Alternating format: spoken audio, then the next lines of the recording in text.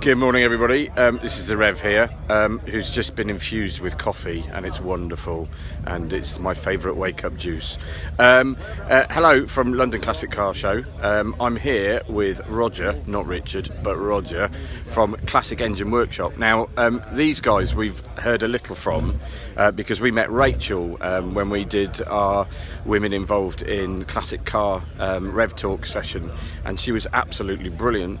So I walked past here the other day and just saw this jewel of a thing, and Roger gave me a really good kind of walk around it, so I'm going to ask him to do the same again. Hello, Roger. Sure, hello.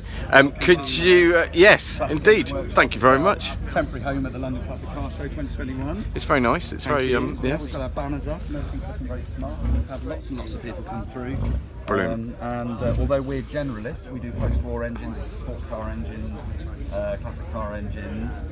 We brought to the show this year a Lancia Fulvia engine, which is a fantastic engine. It's the last Lancia engineered engine that Lancia made whilst the engineers were still in charge rather than the bean counters, because shortly after this they were bought by Fiat, and in fact the Series 2 and 3 engines had cost down actions on them from Fiat themselves.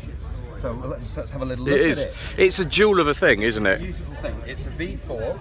It's leant right back into the chassis to get the weight down, and you can see that is 45 degree there. And then if you look at it from the side, it was actually tipped back this way as well to get the gearbox, the transaxle, the differential right down in the chassis as well.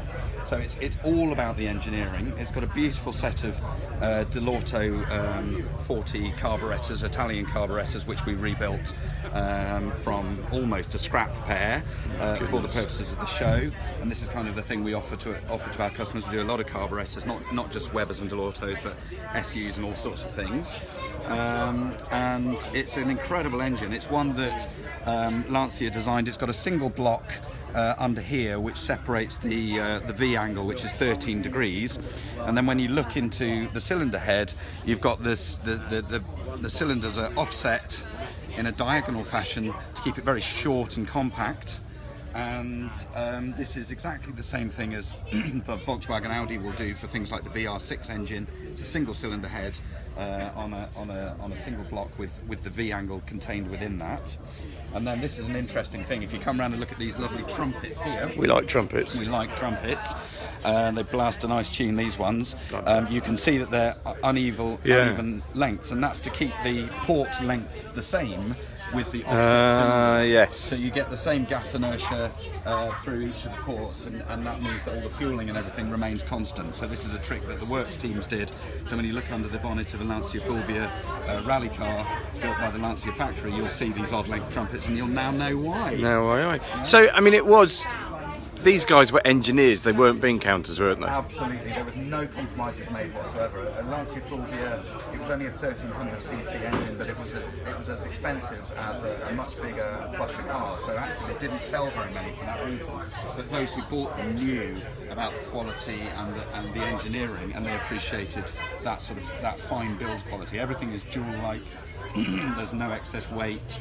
The crankshaft is machined from a billet, which is extraordinary for a production car. That is incredible. Forged conrods, all that kind of stuff. There was no compromises made whatsoever with these engines, which is probably why they ended up being sold to Fiat. Yes. Because the accountants had to get They ran out of money very quickly. But for all of the jokes that there are about classic Italian cars, they were beautifully built, and this is a great investment as an alternative to something like a Mini Cooper S or something like this. If you like a front-wheel drive car, buy something like this. Half the price of a Mini Cooper these days as well.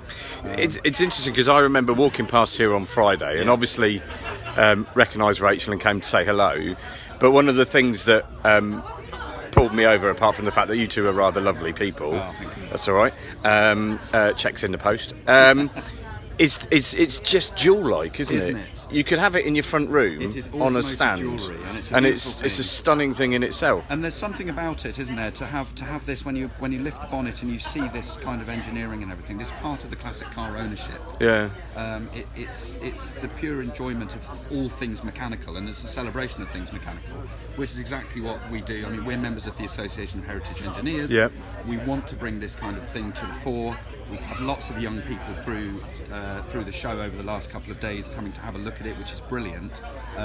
We've got the Heritage Engineering Technician apprenticeships with the Heritage Skills Academy, all of those kind of things. So that's what we're driving at with this kind of stuff. We're trying to expose these things and say, wow, come and have a look at it. Isn't it beautiful? Yeah. And this is part of our heritage. This is the past, the engineering past. And where are we going with it?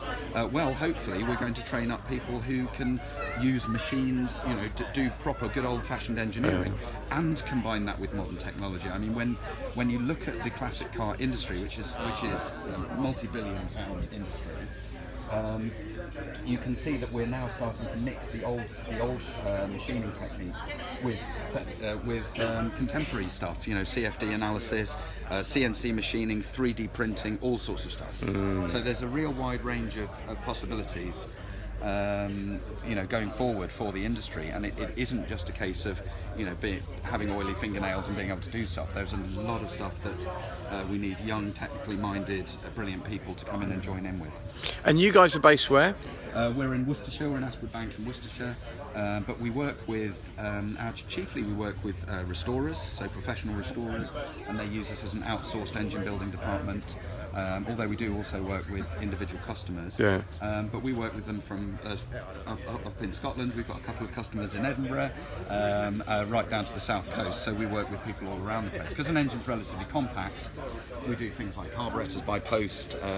We do all sorts of work. We can pallet an engine around the place, and just have things done remotely, which has worked really well for us over the last couple of years, because people have just been sending us things to do, and we've been keeping ourselves busy that way. I was going to say, how's lockdown been for you guys? It's been interesting. We've actually lost a couple of machine shops who've things slowed down for them. It got very difficult and they've closed. We had a few of our suppliers who had issues with furloughing of staff, and therefore their skills were not available in order to complete work, so we had lots of delays over that period, which was quite difficult.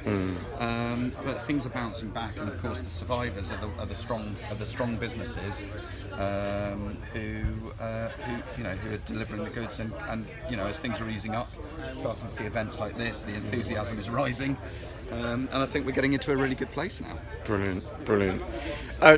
Thank you so much for showing this. It is engine porn at its finest. It's an absolute pleasure. Yeah, it's a delight. It is just wonderful. And this is the standard of work that we turn out for every engine we do. We're not specialists in Lancia Fulvias, or in fact Lancias in general. We do an awful lot of work with British, German, and Japanese and Italian sports cars and classic cars. So if people want their engine rebuilt or carburetors or whatever, come and find them.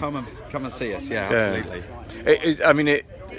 Walking past, it's one thing that really stands out, partly because it's yellow at the top, but it is just, if you like your engines, this is just something that you keep being drawn back to, because there's just little bits that you find all the time with and it. Those carburetors just dominate. Oh yeah, I did wonder whether they were actually counterweighting the rest of the block they do a look bit. like they're balancing it out.